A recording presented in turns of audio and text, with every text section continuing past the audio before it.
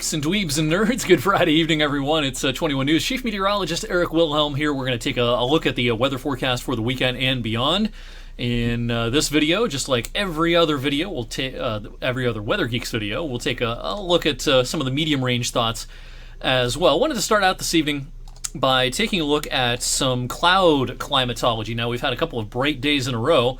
Yesterday and today, we'll have another fairly bright day coming up on Saturday with a few more fair weather clouds in the afternoon. But these mostly sunny days have been kind of rare this April compared to the long-term averages. The percentage of our April days that have been fairly cloudy up to about 62%. The climatology for April is about 50%. So it's been a little bit cloudier than normal this April. That is no surprise considering how frequent our precipitation episodes were earlier on this month. Now, the precipitation totals for April are nothing to write home about, but we had frequent bouts of at least a little bit of rain earlier on this month. So it's no big surprise that it's been a pretty cloudy month overall. March was also cloudier than average. February, barely cloudier than average. And maybe somewhat surprisingly, January was actually a little bit less cloudy than the average to kick off the year. All right, so we're getting set to kick off the final month of meteorological spring this weekend. The first day of May is Sunday. And our average high on the first day of May up to 67 degrees. We've come a long way since the beginning of meteorological spring when our average high was 41. By the end of May, and knocking on the door of summer, average high temperatures are in the mid-70s. So the averages are climbing and the days continue to get longer. In fact, in a few days, we'll be heading into what we call solar summer, the 3 months of the year in which we have the most daylight overall. We're getting set to exit solar spring. That's the 3 months in which we gain daylight at the fastest rate. The rate of daylight gain is slowing down now that we're getting deeper into spring. But that being said, 13 hours, 57 minutes of daylight to kick off the weekend, and an even 14 hours of daylight on Sunday, May the 1st, will peak at our location at approximately 15 hours and 8 minutes at the beginning of astronomical summer, or the summer solstice around June the 20th. All right, back here in the here and now. It's going to be a busy evening for severe weather across the Plains states. Several tornado watches from Kansas down to parts of Oklahoma. This is an area of low pressure that will slowly push east and weaken as we go through the weekend, and it will bring us a pretty good chance for some wet weather by Saturday night into Sunday. The severe weather risk tomorrow will be highest from Chicago and Milwaukee down through some of the eastern areas of the St. Louis metro area, and then heading down towards the mid-Mississippi Valley as well, almost down to Memphis. But everywhere in the dark green, that's still an area where there could be a couple of gusty thunderstorms, and that gets about as far east as Cincinnati towards the end of the day tomorrow. Now, the Day 3 outlook from the Storm Prediction Center does include a low-end 1 on a 1 to 5 scale risk of severe weather just to our south and east, kind of clipping the Pittsburgh area, heading down towards Morgantown, Charleston, basically all of West Virginia. And this outlook, given the current model information, does make sense to me. I don't think it's a big severe weather day across the region Sunday, but a couple of heavy gusty storms most likely would form over the highest terrain of southwestern PA, heading down the spine of the Appalachians.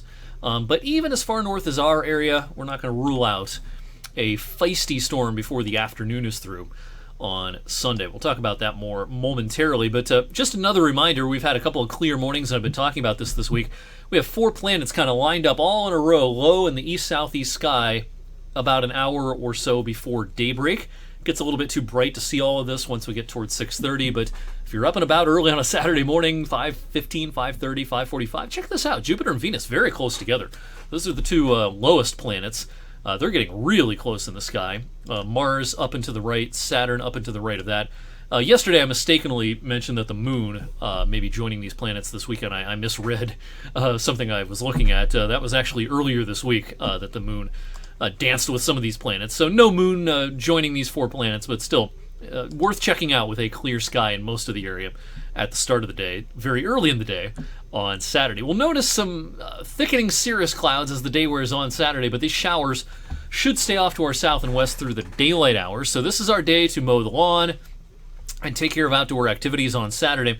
I say that because here comes the shower activity. Now, we might get a couple of showers cruising in a few hours before daybreak on Sunday, and then as we get into the daylight hours on Sunday, we'll be fair game to see a shower at just about any point. Now, do I think this is a washout Sunday? I do not. I do think there'll be some intervals of dry weather, particularly maybe around mid-morning, before showers become a little more likely again.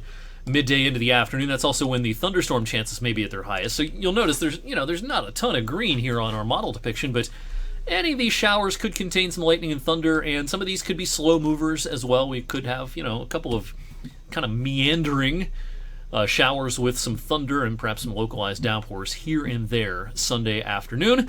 Then we dry things out Monday, a mix of sun and clouds on Monday, and a little bit cooler to kick off the week as well. Here's a look at the temperature forecast for the next 7 days. Approaching 70 over the weekend, knock a couple of degrees off that on Monday. If the clouds hang a little bit tougher Monday, we might struggle to get up to that 67, but I think we'll try to see some sun on Monday. Now, a one-day temperature spike coming our way Tuesday. This will be a day that we will have to be weather aware. I think there's a decent chance of showers and storms again Tuesday afternoon, Tuesday evening, and perhaps an increased chance of severe weather, something we haven't talked about much yet this spring season. That could be a day to watch on Tuesday. That's a stronger cold front heading our way. Behind that front, it's not back to the 40s for daytime highs, but a pretty consistently cool-looking pattern for the second half of the work week and heading into Mother's Day weekend. Too early to talk about precipitation specifics for Mother's Day weekend next weekend, but pretty high confidence that it'll be at least a little bit cooler than average. And average high temperatures next weekend are getting, into the upper 60s. 68, 69 degrees is about par by Mother's Day, so we'll probably be at least 5 or 6 degrees shy of that, it looks like, for next weekend. Coming up on Monday, we'll do an updated May outlook, both in terms of temperatures and precipitation, here on Weather for Weather Geeks. Thanks for watching tonight and this week. Have yourself a great night, a great weekend, and I'll see you back here on Monday.